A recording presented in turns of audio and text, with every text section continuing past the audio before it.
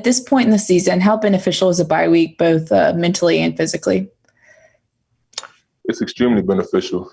Gives you a chance to kind of rest your mind, rest your body. It also gives you a chance to, work on the things that you want to fine tune and get better at.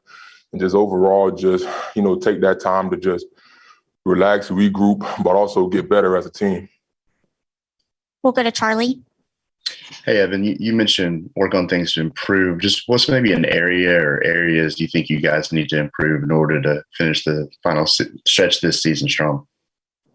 I believe we just need to continue to just finish, work on finishing. I feel like finishing is a big thing for us. And that's definitely been an emphasis that's been pushed by leadership, especially this week. Like I say, we're reviewing this week as a work week while also taking time to, recover ourselves. But, the work comes first. So I just feel like finishing. Nick Kelly.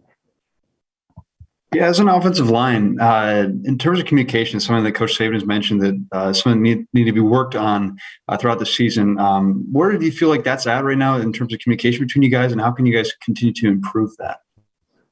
I feel like we're getting better. We definitely came a long way. This offensive line, we were all on the same team last year, but there's new faces in different spots and, different components. So I feel like as the season progressed, we are progressively getting better from a communication standpoint. I feel like we're getting better in that area too. We just need to make sure we're all on the same page. And pretty much. Michael?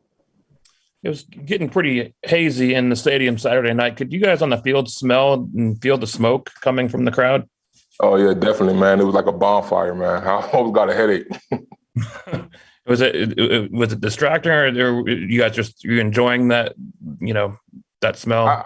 I enjoyed the secondhand smoke. I'm not going to lie. A good little nicotine buzz before we got to smoke a cigar. Mike. On that note, just wanted to ask about sacks, actually. I know the number is probably a little bit higher than it was at this point last year. Just How can you get better in that area, and what sort of areas are you working on to improve there? We just got to continue to improve, man. Obviously, no one wants to give up sacks, but we just got to keep taking it one play at a time and continue to just, try to get better. I feel like us being on the same page more and, ironing out our communication, I feel like that'll help, but we just got to keep taking it day by day and just keep trying to work our best to get better. Tony. Yeah, Evan, it seems like on some of Bryce's runs, you could be blocking for anywhere up to 10 seconds. Do you get winded, and what's your mindset like on some of those extended runs when he's just kind of scrambling in the pocket? I'm not to say I'm winded, man. At some point, when he takes off, I'm kind of just left watching because I'm like, all right, what am I supposed to do? I don't want to hold the guy. So it's kind of exciting. He kind of surprised me. I didn't know he was that shifty, man. So he kind of surprised me. Steven. Yeah. Evan, how much fun is it to feed off the energy of the crowd at Bryant Denny against Tennessee? It seemed like the crowd was really into it from start to finish. Man, it was amazing, man.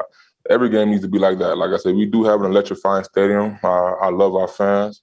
I wouldn't trade them for the world. So we just need to continue to keep packing out our stadium and keep going crazy in there. Charlie.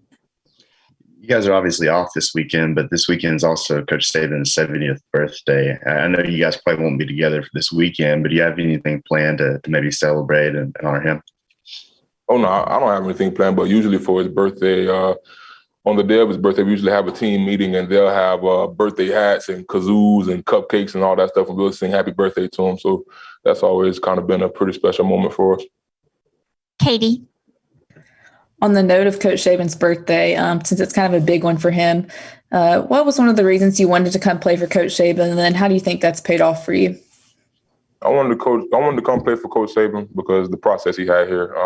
I feel like it's paid off dividends. It's made me, a more hardworking person, a more disciplined person, and it's just a blessing to be able to be here, man, around these amazing people, man. It's just a blessing. Tony. Hey, you mentioned singing to Nick Saban. We've seen Daniel Wright kind of take the stage the last few years. Is there anybody else on the team that kind of rivals him in terms of voice?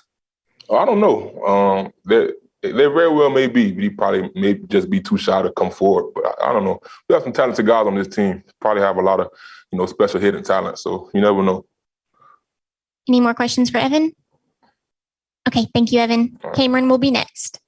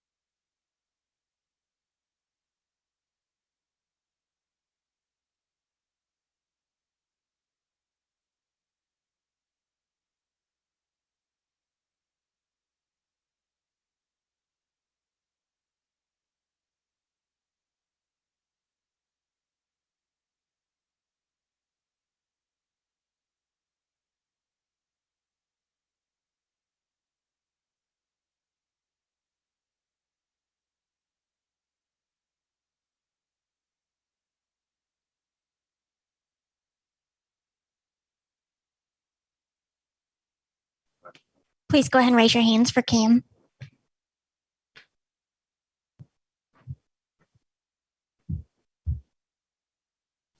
We'll start with Katie. Go ahead, Katie. Cameron, obviously on a bye week, you practice less. You're not preparing specifically for an opponent, but how much of a break really is a bye week, or is it just kind of a different week for y'all? We're not going to take it as a break. We're not playing an opponent this week, so we're just going to focus on building what we need to work on, offense and defensively. But offensively, we're going to come together as a unit and just focus on that. Charlie. You talk about things you need to work on. Just as an offense, as a team, what do you think is an area or areas you guys need to improve in order to finish the way you want to? One thing we try to do is finish the game on a strong note. We did that versus Tennessee, but also pre-snap penalties, things that we can control. That's what we need to work on. Michael. I asked Evan about this, but did you how much could you guys smell the cigar smoke down on the sideline or on the field in the fourth quarter of that game Saturday? Yeah, it was very noticeable. There was a lot of smoke everywhere. Follow-up questions? Go ahead, Katie. This is something I asked Evan about, but with Saban kind of having a big milestone birthday this weekend, what's one of the reasons you wanted to come play for Coach Saban, and then what are some things you've learned from him? It's kind of a cliche answer, but he's just the best in the game. I wanted to learn from the best, obviously, and grow as a player, and also move away to an area where I could do that myself. And the one thing I learned is probably that your mindset when you play the game, you can't be emotional. You got to just prepare for the game and trust that instead of being emotional or too emotional. Go ahead, Charlie. Obviously, pass protection might be an area you want to focus on, not you specifically, but the offense. But as a guy that's out in a route a lot of the times, how do you think just blocking in general can improve for you guys?